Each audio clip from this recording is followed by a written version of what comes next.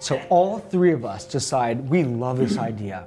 We're gonna do this. Let's quit our jobs, right? So I quit my job, and then after the 2 weeks go by, I'm the only one who quit.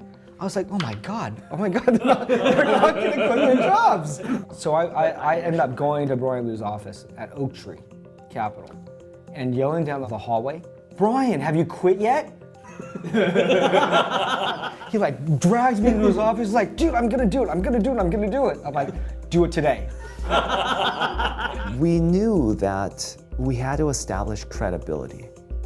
And so we had a list of some of the best lawyers in the country and somebody who would be really good to represent the LegalZoom brand, and Robert Shapiro is at the top of the list. It was the year 2000. I was a full-time lawyer. I was primarily known as a criminal defense lawyer at that point in time.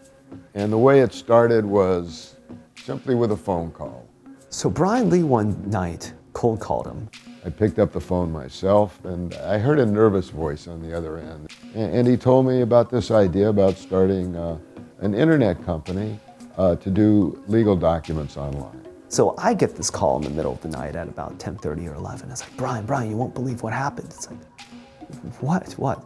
I called Robert Shapiro. It's like, really? You called him? What happened? What'd he say? It's like, you won't believe this. It's like, we're gonna be meeting with him next week. Like, what?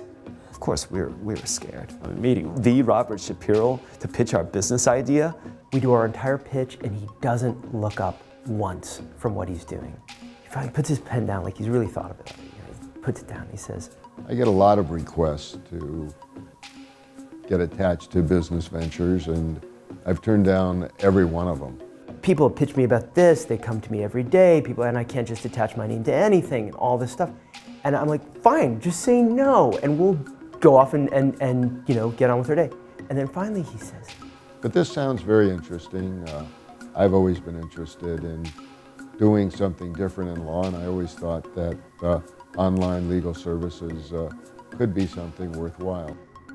and this idea is so good, I don't just want to be a figurehead. I want to be deeply involved in this company.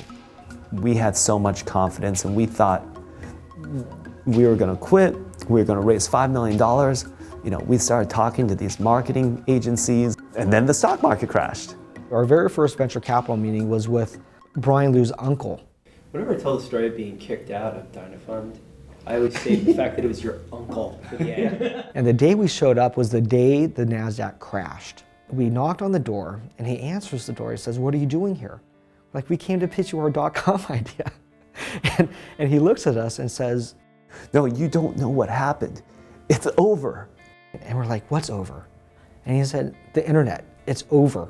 No one will ever give you money for your .com idea." We were thinking about it in '99, getting our plans together. Then when the crash happened, no one would fund us. If they did, we'd have been out on the street. We would have been carrying debt. The crash of 2000 was what enabled us to bootstrap this thing. And everybody said, how can you be doing this? It's really the worst time to ever do anything like this. They scraped together $1 million. No venture would touch them, no angel would touch them out of the gate. I think it really worked to our benefit by not raising capital, because we had to build a business the old-fashioned way, which is make money. We were disinvited from our family's Thanksgivings that year because, as we were told, we would make it too awkward because we'd been turned down by many family members begging them for money. The site launches, and of course nothing happens. The only people ordering on LegalZoom were my parents, Brian Liu's parents, Eddie Hartman's parents, my sister. Friends who've mainly not given us money place orders that they don't really need, just to throw something our way. And then Thanksgiving, we had nothing else to do. So we went to Berkeley. Brian Liu let us into the library where they had free computer access. I checked the logs, and we saw a sale had come through. I didn't recognize the name, and I won't say the name out of, confidentiality and privacy, respect for his privacy. We wanted to make sure it was a real order, so we actually called him, and we pretended we were customer service from LegalZoom, checking up on his order. And he said, "Yeah, this is, I placed an order, and when can I expect the documents?" Someone had come online and paid us money to do something for them for the first time. And I remember it was the best $90 I've ever made in my life. The first time we realized that we had such a huge impact was when we were trying to raise money again, and so we did this live demonstration. And as it happened, the person that we used in a live demonstration was actually dying. She had 2 kids, and her husband had left her. She was, going to make a living will. If you've never been in the living space of a terminally ill person in their last days, it changes you. She didn't have money for an attorney, but she wanted to make sure that her kids and her family were protected. And I guided her through the questionnaires. You could see she'd been through a lot because she was very sort of hard-edged. Give me the answer, give me the answer, give me the answer. I asked her, do you want food and water to be withheld? Do you want to be revived? That set of questions. And she was like, no, I don't want to be a burden. And then she said, unless there's a chance that I could see my babies one more time. And she, God, it just gets me every time. She just sobbed through the rest of it. From that moment on, we started to look at it, me personally, I started to look at it as a very different thing. It went from being a product that we were offering and that I thought had great economic legs to, wow, people are entrusting us with something that means far more to them than the dollars that they're paying. Far more. So it just forever changed me.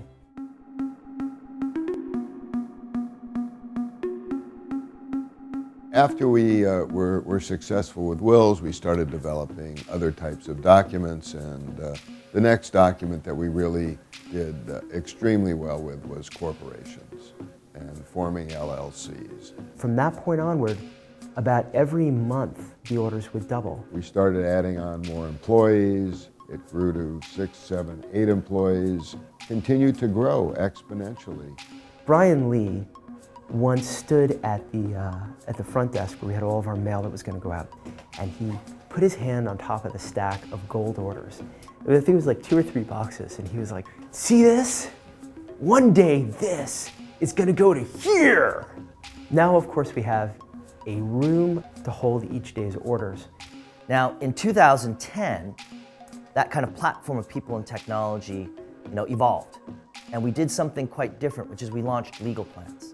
So we added lawyers, the people solution, and they're third-party independent lawyers that can give you specific legal advice and guide you step by step through the process. I'm really excited about the attorney network that we're building, and we're working closer with attorneys to bring people a full service, affordable approach to law.